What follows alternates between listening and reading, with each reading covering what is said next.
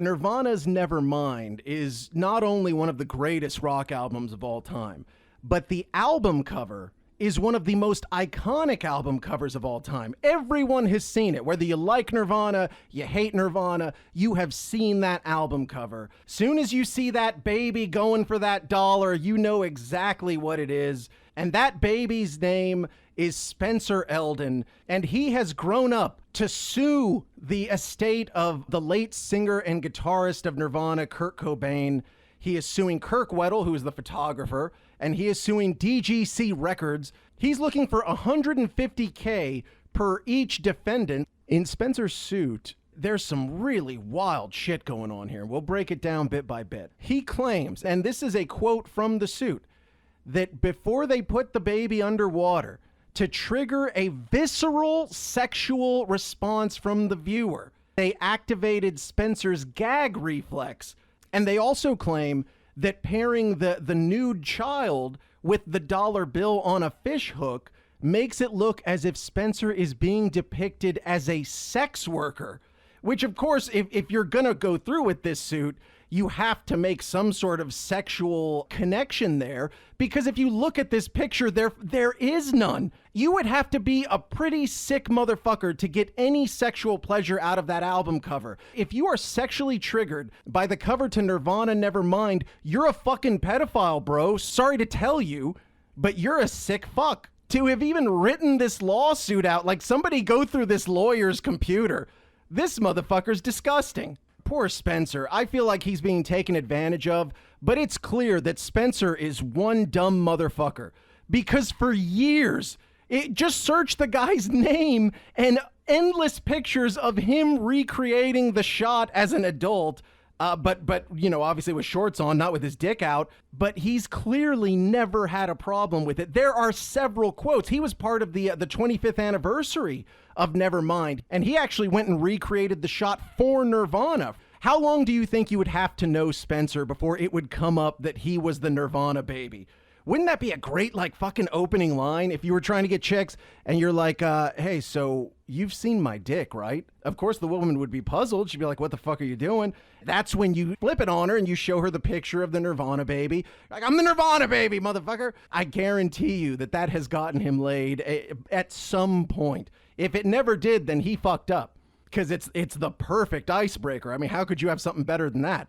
Now, my opinion, and I mean, look, this is completely unsubstantiated. I am 100% pulling this out of my ass. This is just something I'm thinking about how this 180 happens. How do you go from being a guy who spends his life really embracing it and saying good things about it to a guy who sees it as pornography and claims it's fucked him up for his entire life and will continue to fuck him up going forward?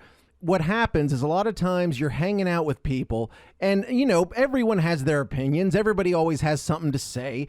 And inevitably you're going to be hanging out. I don't know. You could just be sitting around smoking weed or playing video games or whatever it is you do for fun. And one day you'll just be sitting around and this fucking idiot is going to take issue with you and let you know what a dumbass you are for embracing the Nirvana baby thing. And they're going to be like, you know, dude, that's your likeness. So, you know, like by law, you're owed a ton of money, bro. I mean, you're a fucking idiot if you don't go get it and all that stuff. Many of you out there often say to me, like, who the fuck are you? What the fuck do you know? All that good stuff. Here's something I actually do know about, because as a creative director, I've worked with many a photographer, many a model, many a model's release. And a lot of people think because it's your likeness that you have some sort of rights to that photo, and it's just simply not the truth. Whoever takes the photo owns the photo. If the photo is going to be used for commercial purposes, then there must be some sort of purchase of the rights to that photo.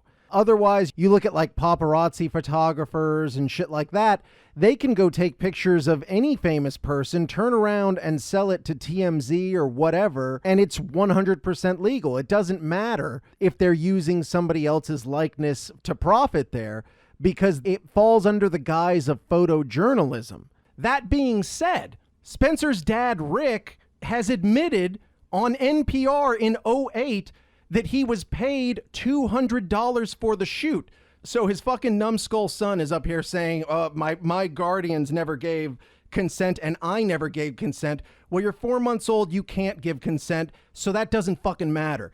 Your parents did give consent. If your father was paid and accepted $200 in exchange for the photo, he has sold the rights to the photo. Once it is sold, you're owed no royalties, and there is no scenario. And there's no court that would give you royalties on a photo that you admitted on the radio that you got paid $200 for. Once you accept that money, obviously a transaction has taken place. I took the picture. I gave you $200 in exchange for use of your son and his baby dick. The suit goes on to say, quote, Spencer has been and will continue to suffer personal injury by the distribution and possession of child pornography depicting him. Also goes on to say that Spencer suffered, quote, extreme and permanent emotional distress with physical manifestations, interference with his normal development and educational process, lifelong loss of income earning capacity, loss of past and future wages, past and future expenses for medical and psychological treatment, loss of enjoyment of life, and other losses to be determined at trial. Basically, they just said he's a fucking idiot. There was interference with his normal development and educational process. So, hey, Spencer, they just called you a fucking idiot. They're like, look at this guy. He's such a simple rube. They're also saying you're completely unemployable and you're not gonna be employable. So like I said, some fucking idiot is telling Spencer, like, oh, bro, you should be getting royalties. Spencer decides, oh, I'm going to follow that through because he's a 30-year-old fucktard. Look at his suit. This is not me saying it. This is his lawyer saying he is a dumb fucking idiot who's never gotten a job and will not have a job going forward. He has no prospects for the future, all that good shit. So he says, you know what? I think I'm going to try to go get some money out of Nirvana. He starts peddling it around, I'm sure, to lawyers. No decent lawyer would take this case. This is not an unprecedented thing. This will be open and shut. Even in the time that this album came out, there were albums that were being censored. Black Crowes Amorica was around that time. It had pubes. It was like a woman's pelvic area, and she did have bikini bottoms, but there were pubes coming out the side, so they had to completely get rid of that shit. Guns N' Roses' Appetite for Destruction originally had an illustration on the back of the CD that seemed to depict a woman just having been raped by a robot or some shit. People got freaked out by that. That had to be covered. There was a lot of censorship in that time. So that album came out and no one ever has seen any sexual connection unless, like I said, you're a fucking pedophile. The concept of saying that the baby reaching for the dollar is somehow akin to sex work. I mean, unless there was like a dollar and then like an erect penis like dipping in the water or something like that. So they also claim he's embarrassed forever because everybody saw his baby dick. And that's why he just can't get a job going forward. This is the type of dumb shit that makes everyone hate lawyers. And the bottom line is he's looking for $150,000 per defendant. They're not even looking for that. This is the modern day ambulance chasing. What this lawyer is trying to do, and once again, just my observation, take it with a grain of salt. The new thing is that these lawyers, they accuse some big famous person or entity or some shit like that for something sexual, and they put all this shit out to the court of public opinion, and they attempt to leverage cancel culture to get the big fish on the end, which is, in this case, the Kurt Cobain estate, DGC Records, and the photographer Kirk Weddle, and get them to the point where they say, God damn it, man, you know what? It's going to be more expensive to play this out to trial than it would be just to pay this motherfucker to go away. So theoretically, you would put all this heat on them and be like, did you see that Kurt Cobain did child pornography or some bullshit like that? And you're trying to stir up the cancel culture, and you're putting all this salacious shit out there. In this case, I mean, look how far they had to go to come up with some angle where you could say that that picture is some sort of child pornography. I don't know how the fuck you're going to go about saying that somehow this makes him unemployable.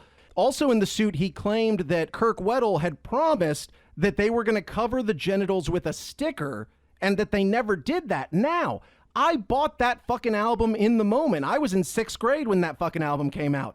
I bought that CD and there was a sticker over the genitals. Now, I do remember you get the CD, it's wrapped in like a cellophane, and there was a sticker over the baby dick that said, featuring Smells Like Teen Spirit. Of course, when you got home and you took the wrapping off, it revealed the baby dick. I don't know if they thought the sticker would be directly. I mean, even if it was on the cover, you still pull the liner notes out and reveal the baby dick. It's a sloppy fucking case. There's so many holes in this case. It's so fucking nonsensical. I don't know what's gonna happen. I fear that they may just pay this motherfucker off. Like maybe you just come to him and say, hey, oh, okay, you can't work, you're dumb, and you can't get a job going forward. Okay, how about 10 grand and you go the fuck away? I bet you this fucking idiot would take the money and go away. But then I started thinking about it. It all becomes so much more beautiful because from an artistic standpoint, that album cover is already a really strong piece of art. You know, it's about how we're born into this greed and all that shit and evil, corporate, whatever the fuck. It's grunge, man. It's grunge shit. Certainly not sexual. The baby just has to be nude because it's about being born into it. You're not born with fucking swim trunks on. You're not born with a sticker covering your dick and balls. You're born with that sweet baby dick and balls hanging, bro. It's got to be real, otherwise don't do the deal. It's a beautiful piece in the first place. Now, the concept has come so full circle, because now here you are, 30 years later. The baby comes back like the fucking pig it is, and is reaching for that hook, reaching for the money. It's so fucking perfect. This goes from being a classic album cover to almost being like a Banksy or something. This is now high art. You took a picture of this 4-month-old, born into greed, reaching for the dollar. Now 30 years later, this piece of shit comes back around. He wasn't so embarrassed and crushed and whatever that he couldn't go back and recreate the picture at least 4 or 5 different fucking times. He was also dumb enough to come out and make comments about it. So this is a quote from him after the 25th anniversary of Nevermind. He said, "The anniversary means something to me. It's strange that I did this for 5 minutes when I was 4 months old and it became this really iconic image. It's cool, but weird to be part of something so important that I don't even remember." That guy sounds really fucked up, huh? The next quote, "But it's always been a positive thing and opened doors for me." That's him in 2015.